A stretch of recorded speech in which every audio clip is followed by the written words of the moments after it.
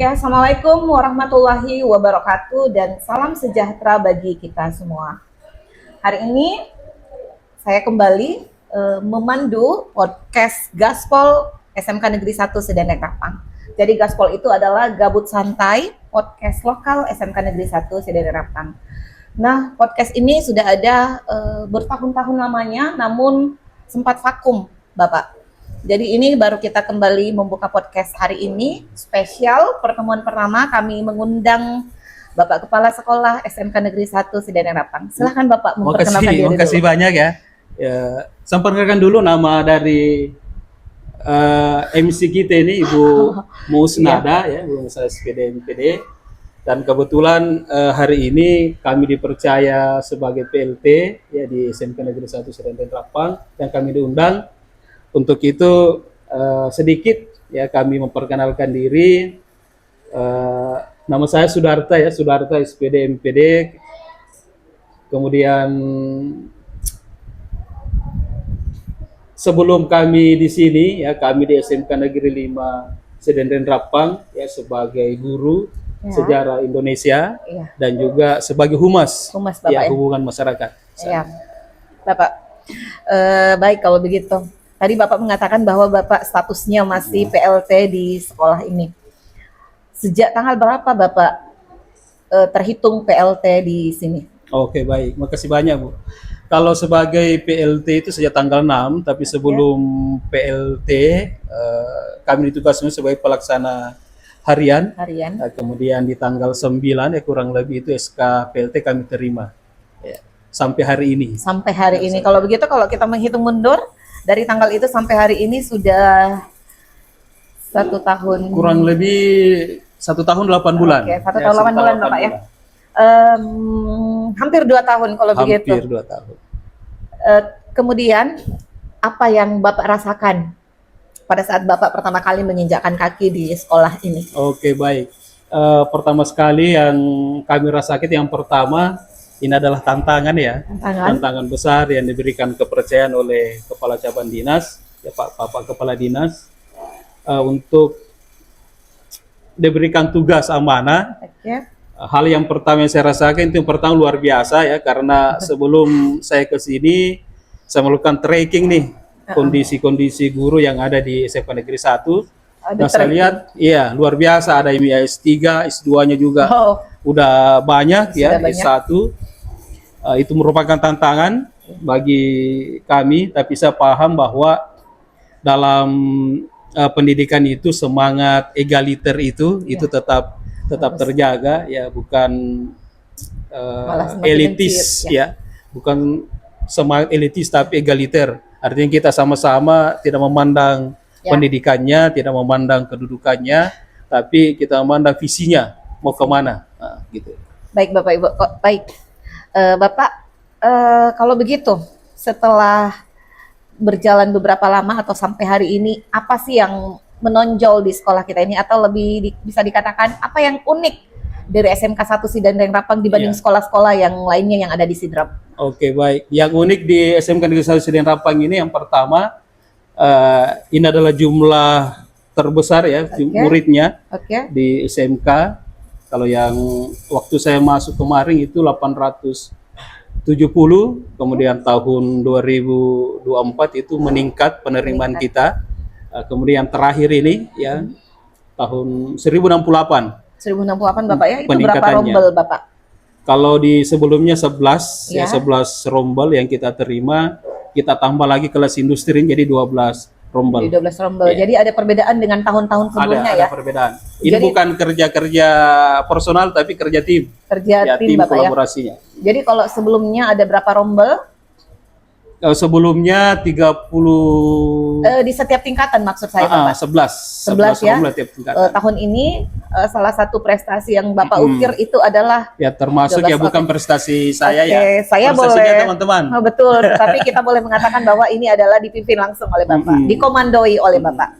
Baik Bapak. Kalau begitu dari 1068 itu kan ada 12 rombel. Ada berapa jurusan yang ada di sekolah ini? Oh iya, untuk konsentrasi keahlian yang ada di sekolah kita ini ada tempat ini ya. Ini adalah desain komunikasi visual. kemudian ada teknik komputer jaringan, Oke. kemudian ada akuntansi, Oke. kemudian ada manajemen perkantoran, dan terakhir yang masuk dalam program keunggulan kita adalah pemasaran atau bisnis retail untuk kurikulum hari ini. Baik Bapak, sepertinya sangat menarik ya untuk membahas SMK Negeri 1 Sedanek Rapang, karena Bapak ternyata yang sebelumnya adalah PLH, kemudian PLT, kemudian Bapak masuk ke sekolah dengan populasi yang sangat besar, baik Betul. siswa dengan guru. Kalau begitu Bapak datang ke sekolah ini membawa visi misi seperti apa? Boleh jujur ya? Boleh, Nah, boleh. harus jujur Pak. Ya, awalnya sebenarnya ya, karena sekarang ada personal yang ada prinsip yang dipegang oleh orang. Termasuk saya, prinsip saya ketika kita ditantang, ya, kita ditantang sesuatu yang agak menantang itu, justru itu yang bikin semangat. Kalau bahasa orang dulu kan dekna poco, ya. Oke. Dekna poco. Jadi ketika saya ditantang untuk menjadi diamanahkan di sini, ya salah satu pesan yang oleh pimpinan kita, apakah kita bisa jadikan SMK 1 itu sebagai SMK pusat keunggulan. Oh, SMK Pusat Keunggulan. Kemudian saya dengan nawe itu yang niat yang tulus, ya insya Allah siap dengan kolaborasi dengan teman-teman. Jadi saya ingin membawa visi itu, ya bukan hanya saya yang rasakan, tetapi rekan-rekan yang lain juga, ya, guru-guru, staf, dan semuanya. Berapa lama Bapak ada di sekolah ini kemudian Bapak bisa menggolkan SMKPK itu? Berapa lama ya? Mungkin kurang lebih 3 bulan. Ya. 3 bulan ya?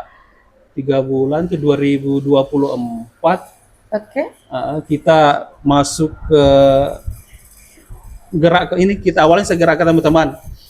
Saya lihat kita lakukan kanalisasi, ya saya lihat potensi teman-teman ini luar biasa di bidang IT, di bidang perencanaan, di bidang penghitungan anggaran, ya itu manajemennya, ya, manajemennya itu sudah apa sih saya digerakkan. Kemudian saya hanya menggerakkan itu teman-teman, dan alhamdulillah ya kita diberikan SK pelaksana itu pusat keunggulan dengan jurusan yang konsentrasi kali yang kita ambil kemarin adalah bisnis retail. Bisnis retail Pak ya, bisnis retail pemasaran. Artinya di awal tadi kan Bapak menyebutkan bahwa Bapak sudah hampir 2 tahun di sekolah ini. Kemudian SMK Pusat Keunggulan Bapak golkan di 3 bulan pertama. Jadi kalau saya menghitung Bapak, itu sudah 1,5 tahun. Artinya ini adalah tahun kedua di SMK PK.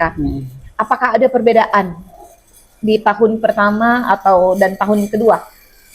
Ya, sampai hari ini. Ya luar biasa ya kalau perbedaan yang saya rasakan. Tuh namanya orang pertama, ketika pertama datang mengajukan beberapa visi ke rekan-rekan, pasti akan ada juga turbulensinya, ya pasti ada dinamikanya. Banyak dinamikanya. Tapi karena saya yakin kalau tujuan baik itu masing-masing manusia itu punya sisi dalam, sisi dalam. Meskipun saya mungkin belajar dari luar, berasal dari luar, meskipun saya rasakan ada beberapa awalnya ada beberapa dalam tanda petik penolakan, bukan sosoknya bukan sosoknya mungkin, tapi saya yakin bahwa dengan komunikasi, dengan kolaborasi dengan rekan-rekan, saya pun bisa diterima oleh teman-teman. Yang sangat berbeda itu adalah dari kurikulum K13 kemarin ya, berubah jadi kurikulum Merdeka. Dari SMKPK itu kan kita di-judge beberapa program, dan itu bukan saya yang berkata tapi itu penilaian bahwa kita bisa berhasil itu. Yang pertama mungkin guru magang kita berhasil menghadirkan guru magang, kemudian guru tamu juga, kemudian job fair. Kebetulan Ibu MC ini adalah pelaksana penanggung jawabnya, yaitu ada beberapa anak yang terseleksi dan bekerja. Di sana. Kemudian ada kalau sinkronisasi kurikulum dengan beberapa industri itu ada peningkatan. Ada Kemarin 31 saya lihat ketika awal masuk. berubah Nah, menjadi ketika kita PK itu kurang lebih 54. ada Dan hari 54 ini ya. sudah ada MOU kita dengan MOU Dudika. dengan 80. Yang terbesar itu di PT Aksio, Oh iya, PT Aksio. kemudian Alfa Midi. Kalau yang lainnya ada UMKM juga, tapi kita menganggap bahwa bukan besarnya industrinya, Ya. tapi bagaimana kolaborasi itu bisa muncul. Dan bagaimana anak-anak bisa diserap sesuai dengan Betul. jurusannya. Jurusannya bakat dan Apakah minat. betul linear dengan baik Bapak. Kalau begitu, selain itu tadi ya, artinya sekolah ini kan ada satu kapal besar, di mana bukan hanya sekolah PK-nya yang Bapak harus kembangkan. Jadi selain dari sekolah PK itu, apa saja strategi Bapak atau langkah-langkah nyata Bapak ke depannya untuk sekolah kita yang tercinta ini? Kalau strateginya mungkin cuma dua ya. Kalau setiap kami bekerja, itu cuma dua, itu formal dan informal. Kalau formal ya jelas aturannya, ya jelas regulasinya, dan kebanyakan saya ambil ini informal. Ya, maksudnya strategi ke teman-teman, kebanyakan itu komunikasi coaching ya yang kita lakukan, melihat potensinya teman-teman ini sebenarnya di mana sih ini potensinya. Ya bukan melihat sudut permasalahannya, ya tetapi kita melihat inquiry apresiatifnya, teman-teman punya potensi di mana sih, supaya kita bisa fasilitasi itu. Nah, itu yang kami lakukan strategi itu. Adapun secara formal ya pendekatannya ya pastilah misalnya setiap ada kegiatan kita bicarakan. Termasuk ini yang kemarin. Apa itu Pak? Perencanaan berbasis data. Itu kan baru di kita kan ya. Betul. Rapor pendidikan kita mungkin kurang di literasi, numerasi. Nah, kita mengajak teman-teman di penyusunan RKS ya, bukan hanya mengajak komite, tapi kita juga mencoba mengundang industri supaya bisa balancing ini. Ya, yang waktu kita dengan KPTK kemarin Bapak KPTK, narasumbernya dari KPTK kemarin. Nah Bapak, tadi kan Bapak mengatakan lagi nih, maaf Pak ya, mungkin saya akan mendalam lagi. Deep learning. Ya, deep learning. Pembicaraan ini lebih mendalam lagi. Jadi tadinya kan ada 31 Dudika. Nah, sekarang sudah menjadi 50 lagi. 80-an. Jadi boleh tidak itu dijabarkan lagi yang mana-mana saja supaya mungkin yang menonton bisa mengetahui bahwa SMK 1 Sidap ini MOU-nya sudah melebar sampai kemana sih, dan sebenarnya apa tantangannya tantangan SMK 1 untuk bisa MOU dengan Dudika? Iya, kalau kita menyelaraskan ya program dari Bapak Gubernur ya untuk sosial maju dan berkarakter itu, kami interpretasi bahwa kalau pendidikan kevokasian khusus SMK itu kan sasarannya 3. Ya BMW kalau bahasa ini bekerja, kemudian melanjutkan, kemudian wirausaha. Nah, ini kita petakan, kalau bekerja khusus ini pasti kita kerjasama dengan industri UMKM. Nah, siapa-siapa yang terlibat pasti ada dari UMKM, kemudian industri besar, dan juga menengah juga ada. Yang terbaru itu kita mencoba MOU kemarin sudah ada, tapi belum ada laporannya ya, laporannya dari alumni. Itu kita kerjasama dengan yang penempatannya di kapal pesiar ya, yang dari ke Jepang Pak ya? Ke luar negeri ya, termasuk kemarin dengan kebekerjaan ke Jepang. Kita sudah kerjasama, itu sudah ada beberapa anak didik kita, tapi laporannya belum ada. Jadi masih berproses, masih sementara. Untuk persentase melanjutkan untuk kuliah, jadi kita juga sudah kerjasama ya. Kalau kevokasian kan pasti ke Politeknik. Politeknik. Dan beberapa juga universitas yang ada di lokal yang memang sesuai dengan jurusan atau konsentrasi kalian dari anak-anak didik kita. Oke, baik Bapak, luar biasa sekali ya. Maksudnya ini adalah 1 tahun 8 bulan, tetapi kita sudah berada di tahun kedua SMK PK. Kemudian lagi saya mau bertanya lagi nih Pak, Eh, apa program dari Bapak Gubernur dengan Bapak Kepala Dinas Pendidikan yang sejalan dengan program yang akan Bapak Ya. laksanakan atau yang sudah Bapak lakukan? Kalau yang seperti yang kami sampaikan tadi, program Pak Gubernur Indonesia Sulsel Maju dan Berkarakter.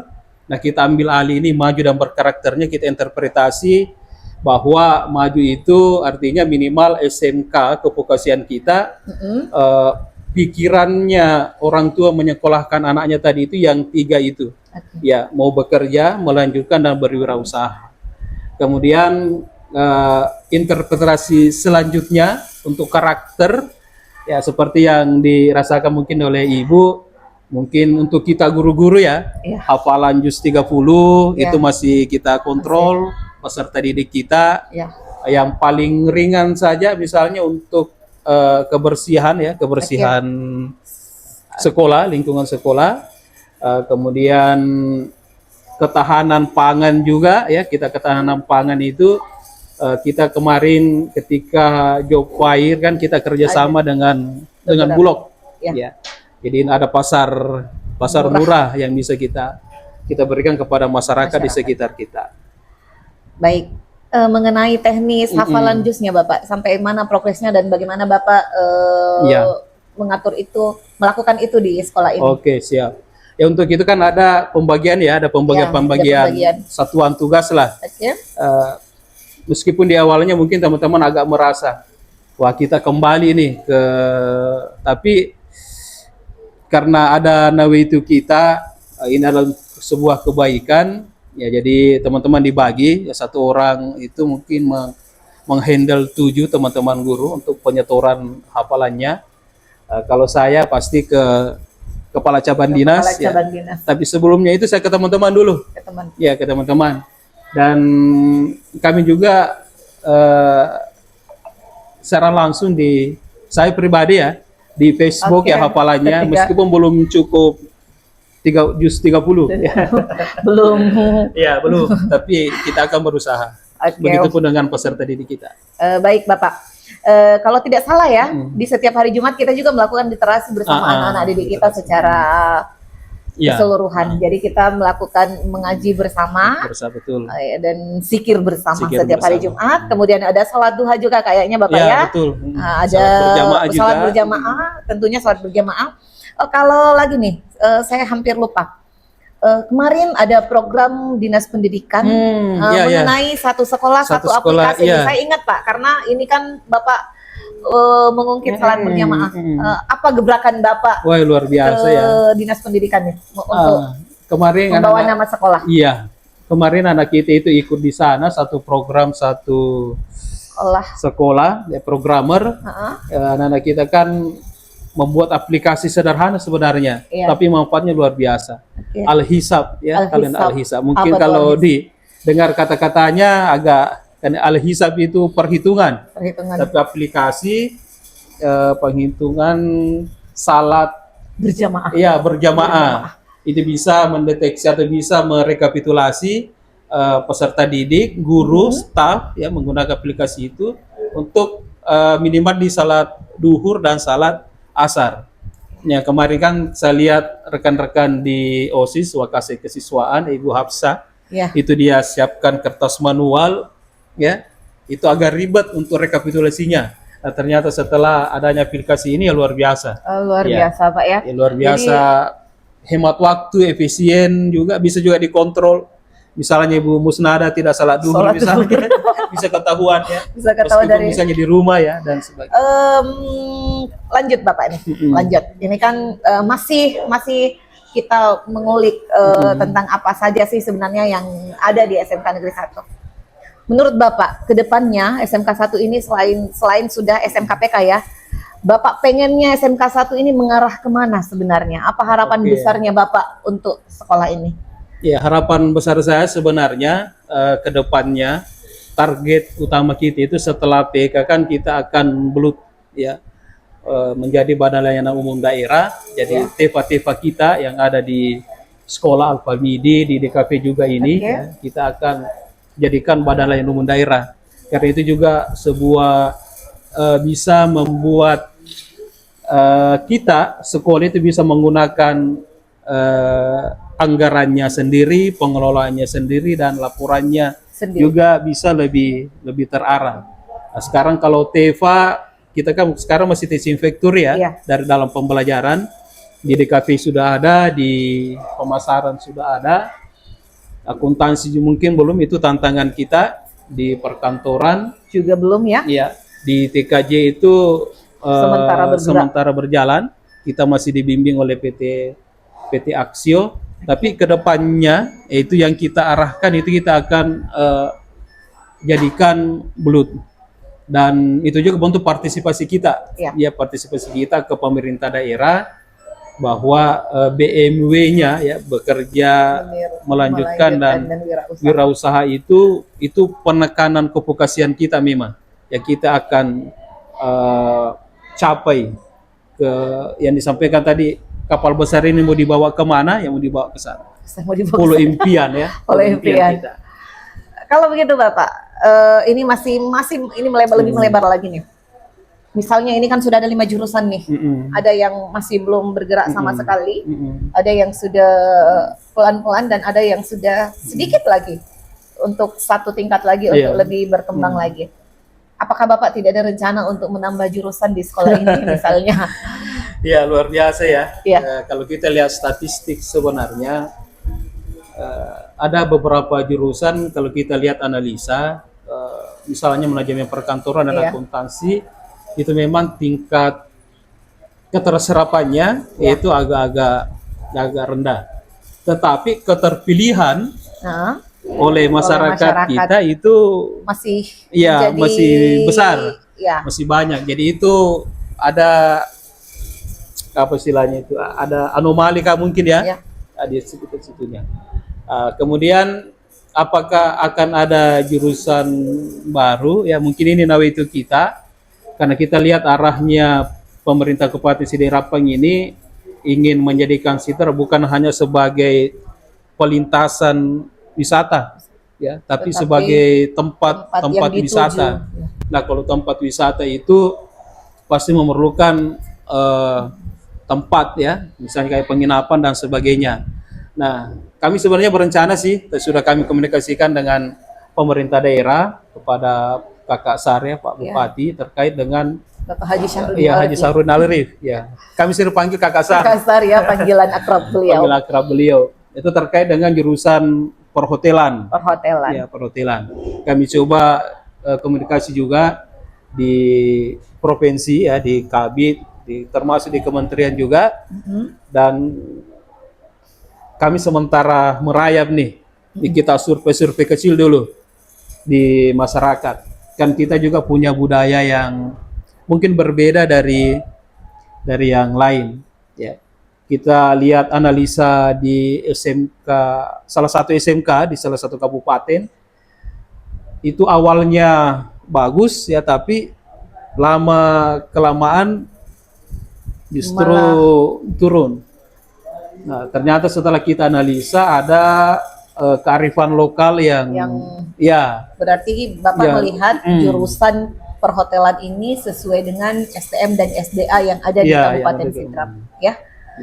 Baik Bapak, saya melihat ya hari ini ada pesta demokrasi di sekolah ini. Betul. Bagaimana Bapak bisa menceritakan apa sih yang berbeda dengan pelaksanaan demokrasi di sekolah ini dengan sekolah-sekolah yang lainnya mengenai Pilketos serentak di Sulawesi Selatan? Oke, baik.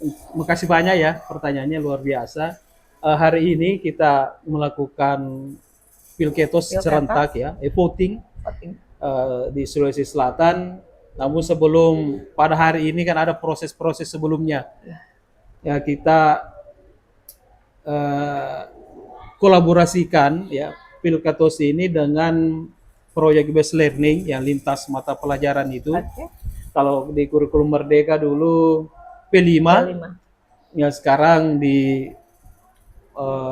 bukan kurikulum baru ya, di kebijakan baru itu PJBL, proyek based learning. Kita ambil tema suara demokrasi. Nah, itu tantangan awalnya sebenarnya karena dari apapun kegiatan itu dari sisi anggaran itu merupakan tantangan yang paling paling berpengaruh. Tapi saya lihat teman-teman rekan-rekan guru dan murid memanfaatkan potensi yang ada ya di Iya, sekolah kita kan ada di kafe, ada. ada TKJ. Jadi untuk kayak sewa-sewa tenda apa kita tidak lakukan. Kemarin kita di debat itu sesi Iya. debat kita mengundang KPU, Bawaslu, unsur masyarakat ya. Itu live streaming. Live streaming, Pak. Ternyata potensi yang ada di kita itu bisa ya. Kemarin itu kurang lebih 1.000 lebih lah yang menonton di channel YouTube kita secara live. Kemudian di TikTok juga ya, di Instagram juga. Artinya ada hal-hal yang bisa kita efisiensikan ya untuk mendukung juga program pemerintah ini, efisiensi anggaran. Luar biasa, Pak ya. Iya. Luar biasa sekali menurut saya nih. Jadi itulah yang berbeda ya dengan yang lain. Kalau yang lain. misalnya sekolah-sekolah lain itu memasang tenda, jadi kita melakukan itu di dalam ruangan tanpa mengurangi esensi-esensi yang Substansi, ada. Seperti misalnya siswa kita kan ada 1.000 lebih nih. Artinya pada saat kita melakukan streaming, artinya siswa-siswa di kelas itu juga bisa menonton, mengakses betul. Untuk bisa menyaksikan langsung debat Pilketras ini. Ya, jadi kita di sekolah ini kan kemarin sesuai dengan arahan Pak Gup itu untuk mapel-mapel tertentu ya kita tidak diizinkan membawa HP. Iya. Tapi untuk mapel-mapel tertentu kita coba inisiasikan. Sekolah juga sudah memfasilitasi ini loker ya, loker penyimpanan HP anak didik kita. Juga nih. Ya kalau sudah dipakai dikembalikan ke tempatnya dan ada PAC-nya di situ, ada orang khususnya yang menjaga HP tersebut. Berarti anak-anak boleh membawa HP tetapi di jam-jam tertentu misalnya pembelajaran. Ada standar-standarnya. Oke, luar biasa sekali Bapak. Kalau begitu saya simpulkan dari seluruh pembicaraan kita hari ini, dari Bapak Kepala Sekolah menyatakan bahwa Pilketras ini yang berbeda dengan yang sebelumnya adalah kita melakukan efisiensi anggaran dengan tidak usah memasang tenda, menyewa apapun. Kita melakukan live streaming saja dan pelaksanaannya itu di dalam kelas. Dalam kelas, betul. Kemudian itu siswa boleh membawa HP, kemudian HP-nya disimpan di dalam loker. Nanti pembelajaran tertentu yang membolehkan itu barulah siswa mengambil handphone itu. Kemudian tahun ini, tahun keduanya Bapak menggolkan sekolah program keunggulan ini. Oh iya. Ya kan? Kemudian ada juga satu sekolah aplikasi yang kemarin kita kerjasama dengan yang diundang Pak ya ke Dinas Pendidikan Sulawesi Selatan yang ada pameran waktu itu. Kemudian ada hafalan 30 juz juga berlaku. Oh iya, saya hampir lupa. Di tahun 2024 itu kita juga dipercayakan nih oleh kementerian. Itu program sertifikasi kompetensi. Program sertifikasi. Itu dia berbasis industri dan kemarin ini baru-baru monet. Ternyata setelah kita melakukan tracer study, kurang lebih alumni 2024 yang ikut Serkom itu ya terserap di dunia kerja melanjutkan dan berusaha itu kurang lebih 75%. 75% Pak ya? Yang angkatan 2024? Angkatan 2024. Luar biasa itu sekali. Itu terdata di BKK dan di kementerian. Jadi kalau siswanya 1.000 nih Pak, jadi 750 itu, 300 mohon maaf. 300 lebih, 298 kemarin yang ikut sertifikasi kompetensi. Oke, luar biasa. Dan harapan kita sih sebenarnya untuk tahun depan nih kita bisa dapat lagi tuh. Ya, karena memang dari anggaran besar itu kita lihat memang outcome-nya memang luar biasa untuk peserta didik kita yang sudah jadi alumni. Baik Bapak, kalau begitu dari tadi kan kita berbicara tentang keunggulan-keunggulan apa yang ada di SMK 1 Sidrap. Teman-teman semua, SMK Negeri 1 Sidaneng Rapang ini terletak di tengah kota, Pangkajan Sidaneng Rapang. Kemudian populasi siswanya juga cukup besar. Kemudian jurusan-jurusannya juga sangat populer.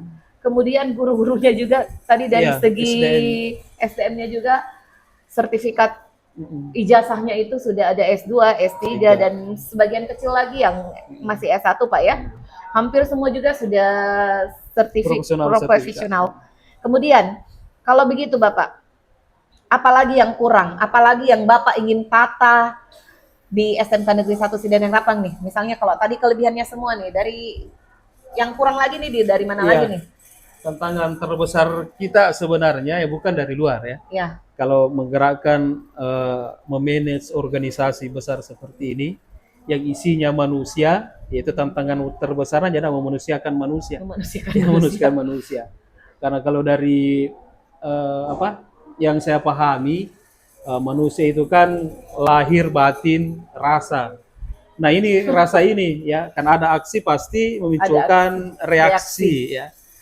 Kalau dari 73 itu tetap 74 rasa yang dimiliki oleh manusia, mulai dari sedih sampai dengan bergembira, benci sampai itu tantangan terbesarnya di situ. Jadi yang coba kami bangun di teman-teman itu bukan punishment ya. Cuma kita bangun adalah membangkitkan motivasi intrinsiknya, ya motivasi dari dalam. Itu tantangan terbesar sebenarnya. Tapi kapan itu selesai, siapapun dan kapanpun dan bagaimanapun itu, ya titik kesadaran itu akan muncul. Saya sederhanakan Pak ya. Saya sederhanakan berarti Bapak mencoba menggali semua potensi yang ada di masing-masing SDM yang ada di sini. Tidak usah melihat kekurangannya, cukup kelebihannya saja ya. Potensinya Artinya. Ya Pak. Jadi Bapak, sepertinya ini sudah. Apakah masih ada yang ingin disampaikan mungkin kepada seluruh penonton Bapak? Misalnya saja, seberapa puaskah Anda melihat hasil kerja Bapak sendiri di sekolah ini? Ya, kalau dikasih poin ya Pak ya, dari 1 sampai 10 menurut Bapak, dari impian-impian Bapak, apakah memang sudah sampai, oh iya saya sudah sampai di titik 10 nih, saya sudah lakukan ini, atau misalnya di titik manakah Bapak sekarang?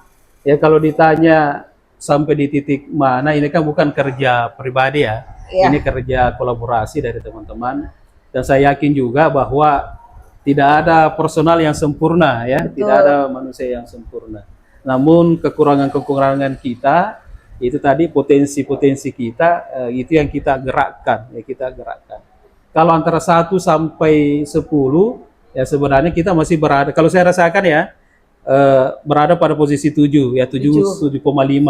Masih banyak impian-impian besar kita, dengan melihat potensi sekali lagi, dengan melihat potensi yang ada sama kita, oleh sumber daya manusia, dari segi pendidikan, kemudian fasilitas kita, ya kemudian budaya lokal di sekitar kita, dan kolaborasi dengan masyarakat ya bisa kita bawa terbang sebenarnya ini SMK Negeri 1 Sideneng Rapang. Harusnya bisa 11 Pak ya, jangan sampai di titik 10. Berarti ada sesuatu sebenarnya Bapak masih ingin lagi bekerja lebih baik lagi dari ini. Insya Allah kalau masih dipercaya masih dipercaya ya kita akan sama-sama membawa perahu besar ini ke. Semoga Bapak, siapa nih yang mendengarkan? Semoga Bapak ini masih diberikan. Mari kita doakan semua bersama-sama. Semoga Bapak bisa didefinitifkan di sekolah ini. Kalau begitu Bapak, yang terakhir nih buat semua para penonton podcast Gaspol SMK Negeri 1 Sideneng Rapang ini, saya mau minta nih motivasi dari Bapak untuk seluruh guru dan seluruh siswa-siswi di SMK Negeri 1 Sideneng Rapang. Silakan Bapak, langsung kamera depan nih. Baik, untuk rekan-rekan guru ya, untuk para murid SMK Negeri 1 Sideneng Rapang, ya kita tetap satu kesatuan. Kalau yang kita pegang kemarin itu sederhana sebenarnya ya, kebersamaan di atas segala-galanya. Itu kita interpretasi ke dalam jargon kita Malebdi ya. Malebdi itu M-nya mandiri, kemudian A-nya itu agamais, kemudian loyal, empati, kemudian bersinergi, bersahaja, yang terakhir itu inovatif. Nah ini yang menjadikan nilai-nilai SMK Negeri 1 Sideneng Rapang ke depan. Saya yakin ketika ini kita gerakkan sedikit demi sedikit, SMK 1 Negeri Sideneng Rapang ini akan terbanglah dengan kekuatan yang kita miliki sendiri. Baik Bapak, luar biasa sekali ya Bapak ya. Terima kasih banyak atas waktu dan inspirasi dari Bapak. Jadi untuk para penonton sekalian, berikut ini hanya podcast pertama kita. Semoga kita bisa bertemu lagi di podcast berikutnya dalam semangat yang lebih baik lagi, dalam podcast yang lebih menarik lagi. Semangat terus untuk kita semua. Mari kita doakan SMK Negeri 1 Sideneng Rapang bisa mewujudkan sekolah ini dengan slogan Malebi. Jadi assalamualaikum warahmatullahi wabarakatuh.